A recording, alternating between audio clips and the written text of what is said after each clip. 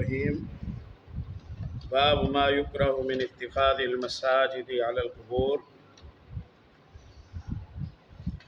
قبروں پر مسجدیں بنانا ایک مکروہ اور ناپسندیدہ عمل ہے۔ قبریں نماز کی جگہ نہیں ہیں۔ قبروں پر مسجدیں بنانے سے بھی منع فرمایا رسول اللہ صلی اللہ علیہ وسلم نے، اور مسجدوں میں قبریں بنانے سے بھی آپ صلی اللہ علیہ وسلم نے منع فرمایا۔ حتیٰ کہ اگر کوئی شخص یہ وصیت کر جائے کہ میری قبر مسجد پر بنائی جائے، مسجد میں بنائی جائے، تو اس کے اس وصیت کو نافذ نہ کیا جائے۔ اور اگر کوئی یہ وصیت کر جائے کہ میری قبر پر مسجد بنا لی جائے، تو اس کی یہ وصیت بھی نافذ نہیں کی جانی چاہیے۔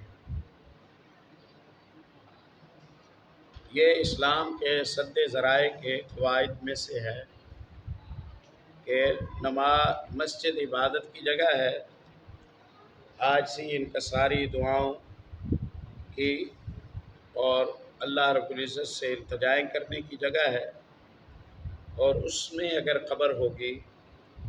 تو خدا نخواستہ قبر پرستی کا راستہ شروع ہو جائے گا۔ نبی مکرم صلی اللہ علیہ وسلم کی ام المومنین عائشہ رضی اللہ تعالی عنہا کے حوالے سے محدث نے حدیث ذکر کی ہے، قال فی مرضہ الذی مات فیہ، پیارے نبی صلی اللہ علیہ وسلم نے اپنی اس مرض کے دوران فرمایا جس مرض میں آپ صلی اللہ علیہ وسلم کی وفات ہوئی تھی، لعن اللہ الیہود والنصارى اتخذوا قبور انبیائہم مساجدا، اللہ اپنی رحمت سے دور کرنا یہودیوں کو، اے اللہ اپنی رحمت سے دور کرنا نصارہ کو، اس لیے کہ ان کا جرم انہیں رحمت کا حقدار نہیں رہنے دیتا، کیونکہ اتخذوا قبور انبیائہم مساجدا، انہوں نے اپنے نبیوں کی قبروں کو سجدہ گاہ بنا لیا۔ قالت، عائشہ رضی اللہ تعالیٰ عنہ فرماتی ہیں، لولا ذالک لابرزوا قبرہ، اگر یہی ڈر نہ ہوتا کہ لوگ آپ صلی اللہ علیہ وسلم کی قبر مبارک نماز کی سجدے کی جگہ بنا لیں گے تو لابرزوا قبرہ، تو رسول اللہ کے ساتھی آپ کی قبر کو بھی واضح کر دیتے، عمارت سے باہر نکال دیتے، بیرونی دیواریں ہٹا دیتے، قبر ظاہر کر دی جاتی۔ غیر انہ اخشی ان یتخذ مسجدا، لیکن اندیشہ یہ تھا کہ قبر نبوی صلی اللہ علیہ وسلم کھول دی جائے، یعنی عمارت سے باہر آ جائے، تو لوگ اسے نماز کی، نفلوں کی، مناجات کی، التجاؤں کی جگہ بنا لیں گے، اور یوں شرک کا راستہ کھول کر اللہ اور اللہ کے رسول صلی اللہ علیہ وسلم کی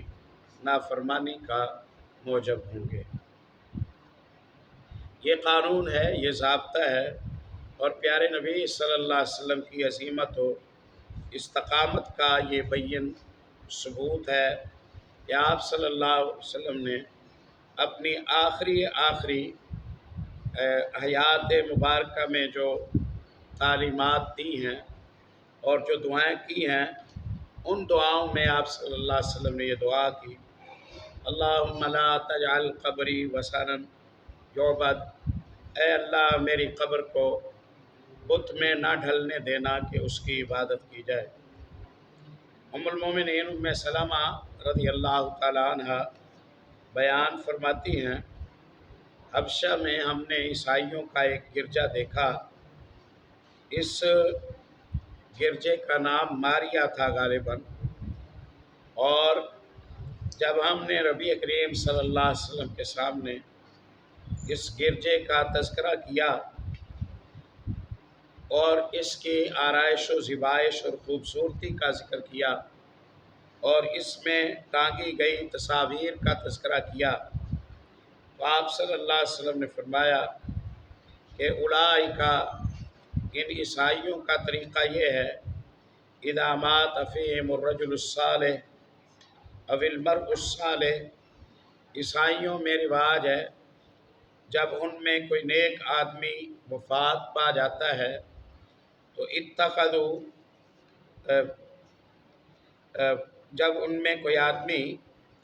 نیک آدمی فوت ہو جاتا ہے تو اس کی قبر پر وہ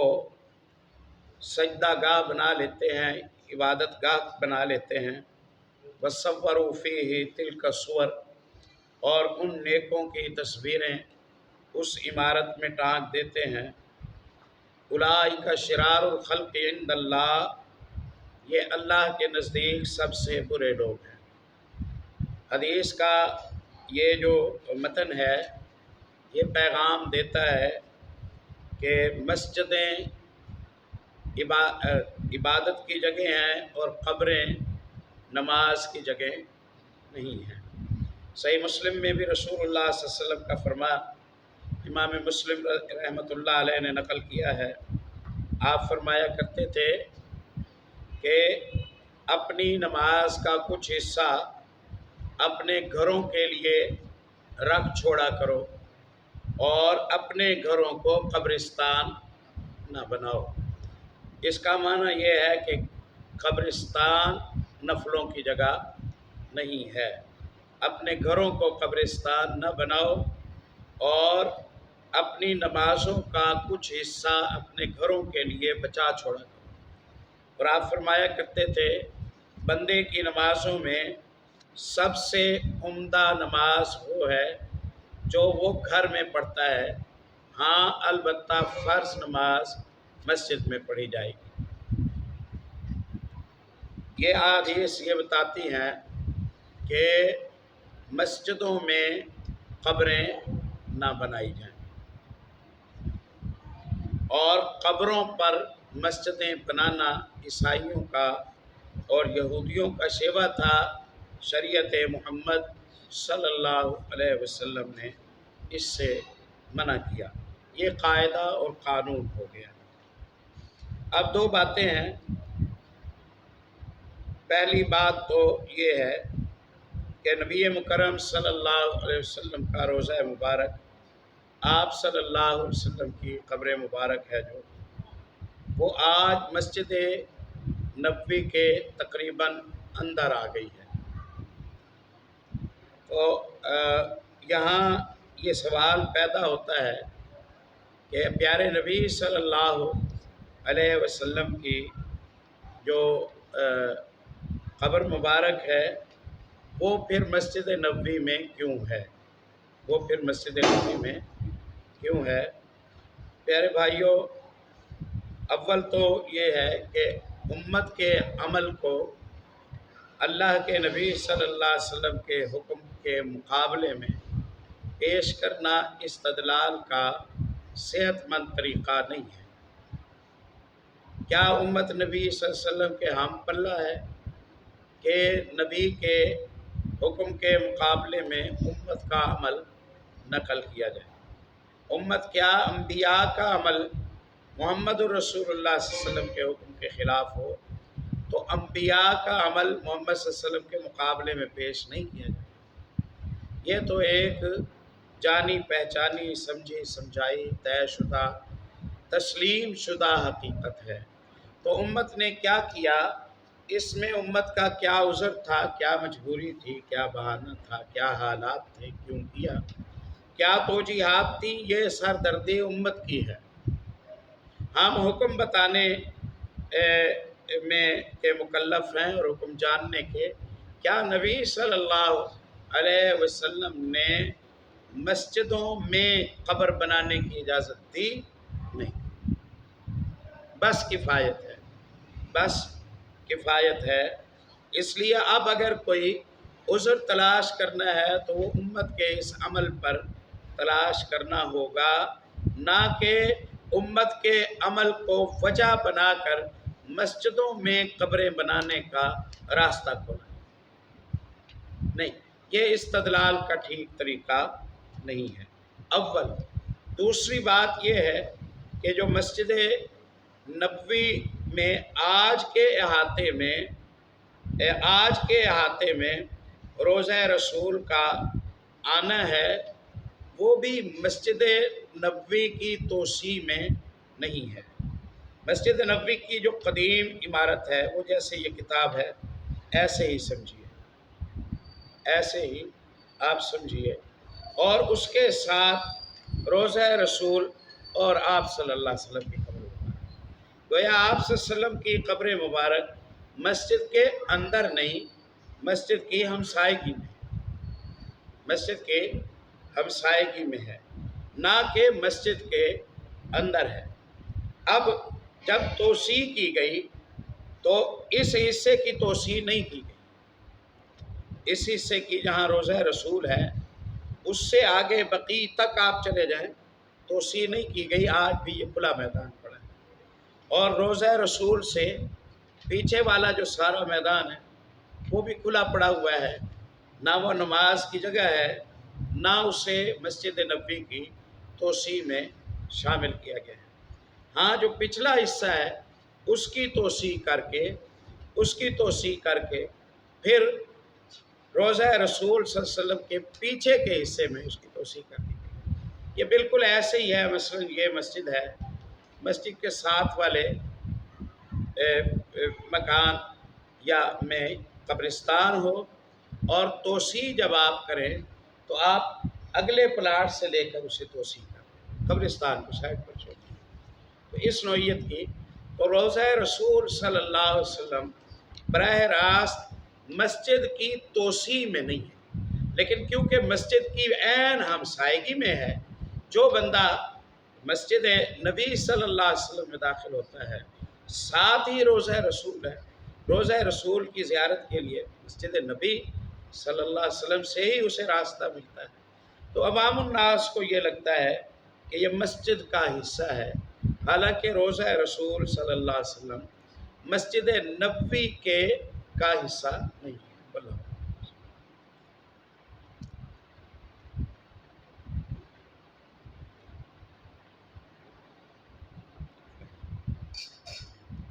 एक बात, और अगर बिलफर्ज तोसी की जाती, रोज़ा रसूल सल्लल्लाहु अलैहि वसल्लम को मस्जिद के जो हाल है उसके अंदर शामिल कर दिया जाता, तो यही कहा जाता जिसकी ये मैनेजमेंट थी उसे शायद मसले का पता नहीं होगा, उस तक शायद हुक्म नहीं पहुंचा होगा, उसने ये अच्छा नहीं किया, उसे ऐसा नहीं करना चाहिए। उसके एक अमल की ख़ता शरी मसले को तब्दील नहीं करेगी, शरी मसले को तब्दील नहीं करेगी। तो फी ज़माना बास बुज़ुर्ग अल्लाह वाले नेक लोग मस्जिद बनाते हैं या मदरसा बनाते हैं, फिर वो वफ़ात से पहले वसीयत करते हैं, मेरी ज़िंदगी की यही पूंजी है, मैंने मस्जिद बना दी थी,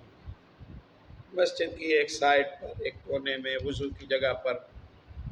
फ़लाँ जगह पर मुझे दफन कर देना, रोज़ क़यामत मस्जिद से ही बाहर निकलूँगा। वो असल में इनडायरेक्टली अल्लाह रब्बुल इज़्ज़त की मिन्नत और सिफारिश कर रहे होते हैं कि अल्लाह देख, मैंने तेरा घर बनाया है, अब तो मुझ पर करम फरमा और मुझे अज़ाब से महफूज फरमा। ये उनका जज्बा काबिल एहतराम है। हम इंशाअल्लाह इसे किसी मनफी निगाह से नहीं देखते। शौक़ मुसलमान को कि वो अज़ाब कब्र से बच जाए, तकलीफ़ से बच जाए तो ठीक है,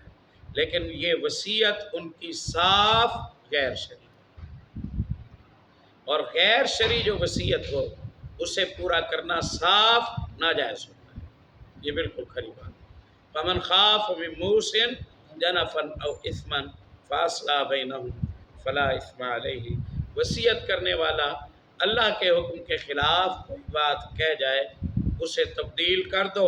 अल्लाह, हम गुनाहगार नहीं होंगे, हम वसीयत बदल रहे हैं, اللہ رب العزت ارشاد فرماتے ہیں لا اثم علیہ، تو گناہ گار نہیں ہوگا، تو نے مخلوق کیا وہ حکم مانا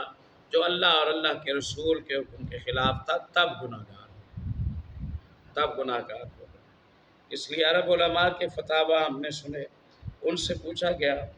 کہتے ہیں اعتراض کریں ان مساجد میں نماز ادا کرنے سے جن مساجد میں صاف قبریں بنا دی گئی ہیں۔ اللہ تعالیٰ ہمیں ہدایت نصیب فرمائے۔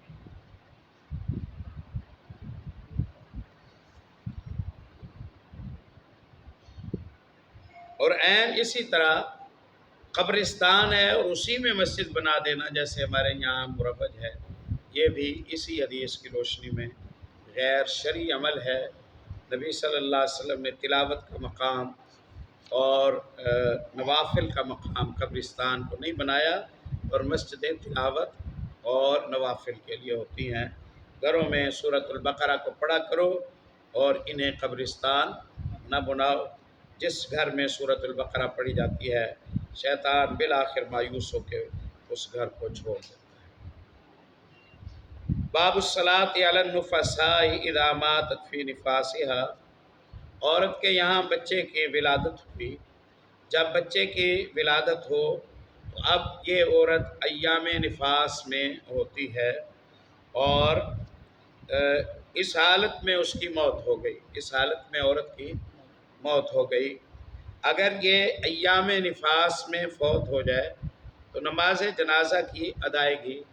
کیسے کی جائے، امام کہاں کھڑا ہوا ہو۔ سیدنا سمرہ بن جندب رضی اللہ تعالیٰ عنہ بیان کرتے ہیں، صلیت وراء النبی صلی اللہ علیہ وسلم علی امرات ماتت فی نفاسها فقام علیہا وسطها، میں نے رسول اللہ صلی اللہ علیہ وسلم کے پیچھے ایک عورت کا نماز جنازہ پڑھا جو عورت ولادت کی تکلیف کی وجہ سے وفات پا گئی تھی، اور آپ صلی اللہ علیہ وسلم نے جب جنازہ پڑھایا، آپ چارپائی کے عین درمیان میں آپ صلی اللہ علیہ وسلم کھڑے ہوئے اور آپ نے نماز جنازہ پڑھایا۔ اس حدیث سے یہ پتہ چلتا ہے کہ عورت کا نماز جنازہ امام پڑھا رہا ہو تو اسے چاہیے کہ وہ عورت کے قامت کے بالمقابل عین درمیان میں وہ کھڑا ہو۔ جبکہ ابی داؤد وغیرہ میں بسند صحیح حدیث آتی ہے، نبی مکرم صلی اللہ علیہ وسلم اگر مرد کا جنازہ پڑھاتے تھے تو آپ صلی اللہ علیہ وسلم مرد کے سر کے بالمقابل سامنے مساوی کھڑے ہوتے تھے۔ گویا یہ اگر چارپائی ہے میت کی، عورت کی میت ہے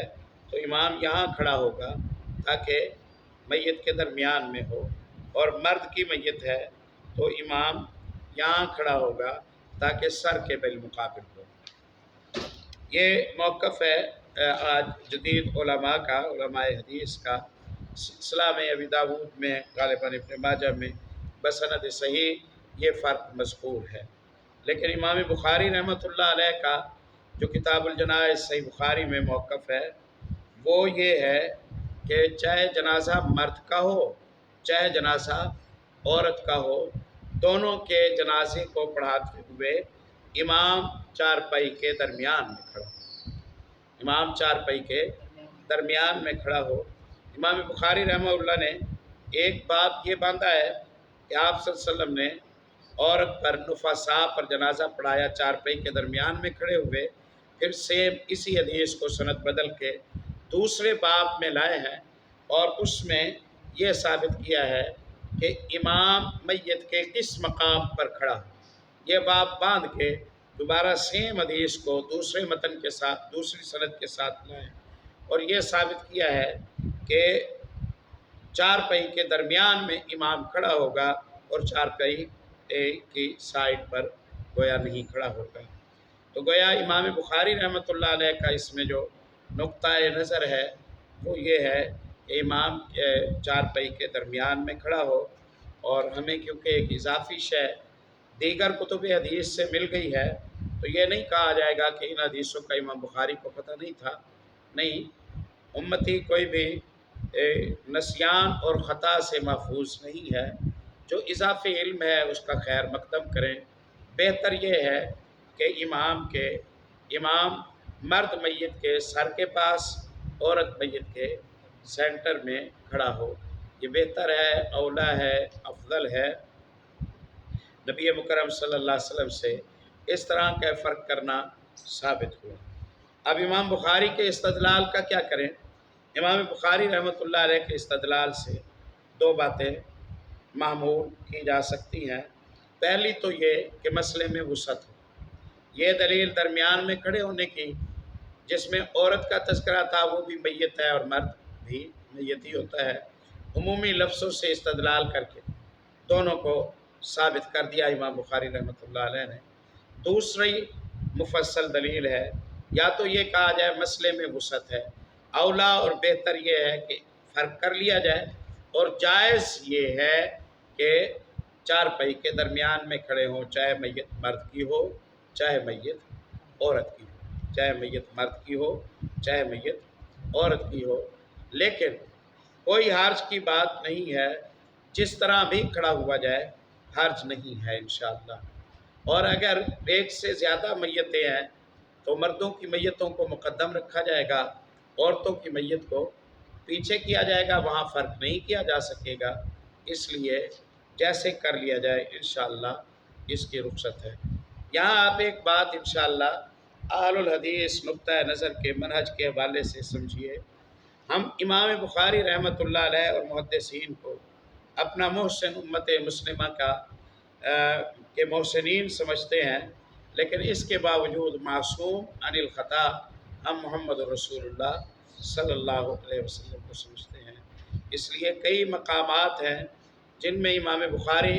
رحمۃ اللہ علیہ کا جو موقف ہے، اس موقف کی اہل الحدیث اہل علم نے اس موقف کی تائید نہیں کی ہے، اس موقف کی تائید نہیں کی ہے۔ مثلا امام بخاری رحمہ اللہ نے طہارت کے ابواب میں ہر حالت میں قرآن پاک کو پڑھنے کی اجازت دی ہے۔ بندے پر، عورت پر، مرد پر کئی قسم کے حالات ہوتے ہیں، جن حالات میں اسے قرآن پاک کا نسخہ نہیں چھونا ہوتا ہے۔ امام بخاری رحمہ اللہ کا موقف یہ ہے کہ کسی بھی حالت میں کوئی حرج کی بات نہیں ہے، کسی کی بھی حالت میں کوئی حرج کی بات نہیں ہے۔ اور استدلال کیا ہے ام المومنین عائشہ رضی اللہ تعالی عنہ کے فرمان سے، کان نبی صلی اللہ علیہ وسلم یذکر اللہ علی کل احیانہ، نبی صلی اللہ علیہ وسلم اپنے تمام حالات میں اللہ کا ذکر کیا کرتے تھے، اور آپ نے فرمایا سبحان اللہ ان المؤمن لا ینجس، آپ نے فرمایا مومن پلید نہیں ہوتا، لہذا ہر وقت وہ تلاوت کر سکتا ہے۔ اس سے استدلال کیا، لیکن ہم یہ عرض کرتے ہیں کہ مساجد اللہ کے شعائر میں سے ہے، قرآن پاک کے نسخے بھی اللہ کے شعائر میں سے ہے۔ وَمَن يُعَظِّمْ شَعَائِرَ اللَّهِ فَإِنَّهَا مِن تَقْوَى الْقُلُوبِ، اللہ کے شعائر کی تعظیم کرنے والا ہے جو وہ اللہ دلوں کے تقوی کی عکاسی اس کا یہ عمل کرتا ہے۔ اور لا يَمَسُّهُ إِلَّا الْمُطَّهَّرُونَ، اللہ رب العزت نے قرآن پاک میں فرمایا قرآن کے نسخے کو وہ چھوئے جو اضافی طہارت حاصل کر چکا ہو، یعنی اس پر غسل لازم نہ ہو تو وہ قرآن پاک کے نسخے کو چھوئے۔ اب اگر کوئی مسلمان خصوصاً خواتین جو مدارس وغیرہ میں پڑھتی ہوں یا تعلیم دیتی ہوں، ان کی مجبوری ہے کہ انہوں نے روزانہ سبق پڑھانا ہے، پڑھنا ہے، ترجمہ لکھنا ہے، کرنا ہے، حدیث کھولنی ہے، پڑھنی ہے، تو انہیں کہا جائے گا کہ آپ کے عذر کی بنیاد پر آپ کسی حائل، کسی دستانے وغیرہ کا استعمال کریں، اور براہ راست آپ کے بدن کا حصہ قرآن پاک کے نسخے کو نہ لگے۔ مجبوری کی صورت میں لکھیں بھی صحیح، پڑھیں بھی صحیح، اور تعلیم کی چھٹی نہ کریں، اس میں بڑا نقصان ہے۔ تو یہاں امام بخاری رحمۃ اللہ علیہ کے میلان سے ہم ہٹ گئے، جہاں ہمیں دلیل ملی ہم وہاں امام بخاری رحمہ اللہ کے میلان سے الگ ہو گئے۔ اسی طرح بلوغ القلب کے حوالے سے امام بخاری رحمۃ اللہ علیہ کا جو نقطہ نظر بظاہر نظر آتا ہے، اللہ عالم بظاہر نظر آتا ہے، وہ یہ ہے کہ کتے کا جو بدن ہے یہ نجس خصوصاً اس کے لعاب نجس ناپاک نہیں ہے، یہ محسوس ہوتا ہے۔ اگرچہ امام بخاری رحمۃ اللہ علیہ حکم لگانے میں انتہائی محتاط ہوتے تھے، وہ ہم ہمیشہ کہتے ہیں امام بخاری رحمۃ اللہ علیہ نے غالب ابواب جو باندھے ہیں ان میں فیصلہ نہیں کیا، معلق ابواب باندھے ہیں، کیا ایسا کرنا چاہیے، ایسا کرنے کا کیا حکم ہے، ایسا کرنے کا ثبوت، یہ اس طرح کی بات کرتے ہیں، جائز ہے ناجائز ہے، کھلے ڈلے لفظوں میں امام بخاری رحمۃ اللہ علیہ فتویٰ تھوڑا لگاتے ہیں، یہ ورع ہے امام بخاری رحمۃ اللہ علیہ کی۔ تو میلان یوں محسوس ہوتا ہے، اور جو صحیح بات ہے واللہ عالم، لعاب کلب کتے کے زبان کا جو لعاب ہے یہ صریح نجس ہے، اس میں کوئی شبہ نہیں ہے۔ اسی طرح کتاب الجنائز میں کفن کے حوالے سے امام بخاری رحمۃ اللہ علیہ نے بعض آثار کے ذریعے یہ ثابت کیا ہے کہ عورت کی میت کو 5 چادروں میں کفن دیا جائے، 5 میں ایک کفنی ہوگی، اوپر 3 چادریں کفن کے لفافے ہوں گے، 4 ہو گئے، اور ایک دوپٹے خمار کی شکل کا سر ڈھانپنے کے لیے ٹکڑا کپڑے کا ہوگا، 5 ہو گئے۔ یہ امام بخاری رحمۃ اللہ علیہ نے تابعین کے قول اور صحابہ کے بعض آثار نقل کر کے یہ لکھا ہے۔ ہمیں امام بخاری رحمۃ اللہ علیہ کا میلان باب کے ضمن میں جو دلیل دیتے ہیں، جو استدلال کرتے ہیں، جو اقوال پیش کرتے ہیں، اس سے ہمیں اندازہ لگتا ہے کہ محدث کا جھکاؤ کس طرف ہے، محدث کا جھکاؤ کس طرف ہے۔ اور امام بخاری کا جھکاؤ کفن کے کپڑوں کے حوالے سے اس طرف نظر آتا ہے کہ 5 کپڑے، جبکہ نبی مکرم صلی اللہ علیہ وسلم کو 3 یمنی چادروں میں جو کاٹن کی چادریں تھیں ان میں آپ صلی اللہ علیہ وسلم کو کفنایا گیا تھا، اور آپ صلی اللہ علیہ وسلم کی حیات مبارکہ نمونہ ہے مردوں کے لیے اور عورتوں کے لیے، اس لیے محتاط علماء حدیث یعنی اضافی احتیاط کرنے والے بزرگ، ان کا آج بھی موقف یہ ہے کہ عورت کی میت ہو یا مرد کی میت ہو اسے 3 لفافوں میں کپڑے کے 3 چادروں میں کفن دیا جائے، نہ عورت کے 5 کپڑے ہیں اور نہ مرد کے 5 کپڑے ہیں۔ اگرچہ 5 کپڑوں کا جو مسئلہ ہے یہ نہ بدعت ہے نہ غیر شرعی ہے، کیونکہ سلف امت کا اور صحابہ کی ایک جماعت کا اس پر عمل امام بخاری رحمۃ اللہ علیہ نے ثابت کیا ہے۔ عمل صحابی کبھی بھی بدعت نہیں ہوتا، خصوصاً جس پر انکار وارد نہ ہوا، جو کیا ہو صحابہ نے، جیسے عثمان رضی اللہ عنہ نے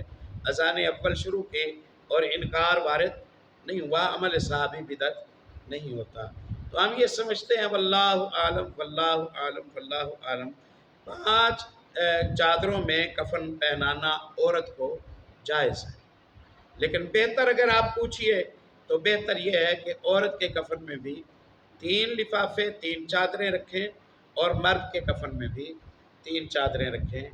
گویا ہم تو امام بخاری کے بھی مقلد نہیں ہیں۔ امام بخاری رحمۃ اللہ علیہ کی اس کتاب کے کم از کم 3-4 جو ان کے نقطہ نظر ہیں وہ میں نے آپ کے سامنے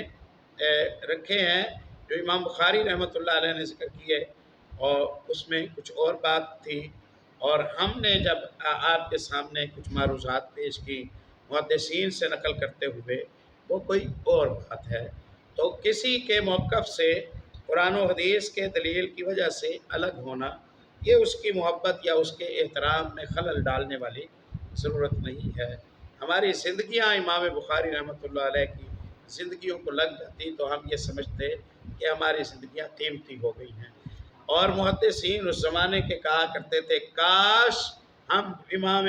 محمد ابن اسماعیل کے جسم کا کوئی بھال ہوتے، روز قیامت ان کے جسم کے حصے کے طور پر معاشر کے میدان میں ہم جمع ہوتے، محمد رسول اللہ صلی اللہ علیہ وسلم کی احادیث کو جمع کرنے والے اور دفاع کرنے والے۔ اور ان کے اساتذہ میں سے بعض کے قول عبدالسلام مبارک پوری رحمۃ اللہ علیہ نے نقل کیے ہیں، کہتے ہیں مصر گیا، مصر کے کبار علماء سے ملاقات ہوئی، عمائدین قائدین علماء فقہاء سے ملاقات ہوئی، میں نے ایک ایک سے پوچھا کوئی زندگی کی سب سے اہم خواہش ہو تو میرے سامنے رکھو کون سی خواہش ہے۔ مجھے 30 سے زیادہ بزرگوں کی یہ خواہش نظر آئی، وہ کہتے ہیں ہمارے دل کی تمنا ہے ایک نظر ہم محمد ابن اسماعیل کو اپنی آنکھوں سے تو دیکھ لیں، یہ کیا بندہ تھا، اس نے کیا کام کر دیا۔ احمد ابن حنبل رحمۃ اللہ علیہ جیسے عظیم علماء حدیث، احمد ابن حنبل کے یہ شاگرد ہیں، بڑے بڑے ائمہ کے یہ استاد ہیں، اور کتب ستہ میں امام ابو داود کے استاد ہیں، امام ترمذی کے استاد ہیں، غالباً امام ابن ماجہ رحمۃ اللہ علیہ کے یہ استاد ہیں۔ سبحان اللہ، تو اتنی عظیم ہستی ہے، عظمت اپنے مقام پر ہے، لیکن دلائل کو دیکھتے ہوئے اگر کہیں امام بخاری کے نقطۂ نظر سے قرآن و حدیث کا نقطۂ نظر موافق نہ نظر آتا ہو تو فتوے بازی نہیں کی جائے گی کہ مخالف حدیث ہے، فلاں ہیں، یہ ہے وہ ہے، ایسا بالکل نہیں، یہ جائز نہیں ہے، نہ ایسا حقیقت ہے۔ کہا جائے گا کہ علم نہیں ہو سکا ہوگا، پتہ نہیں ہوا ہوگا، وسائل نہیں تھے، ذرائع نہیں تھے، پہنچ نہیں تھی، حصول علم کی راہ مشکل تھی، پہنچ جاتی خبر تو انکار کیوں کرتے، پہنچ جاتی خبر تو انکار کیوں کرتے۔ انشاءاللہ یہاں یہ ہم نے منہج کے حوالے سے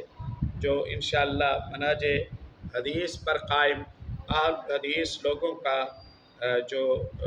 نقطۂ نظر کی طہارت اور صفائی ہے وہ ہم نے اجاگر کر دی ہے۔ جو کچھ کہا سنا ہے اللہ عمل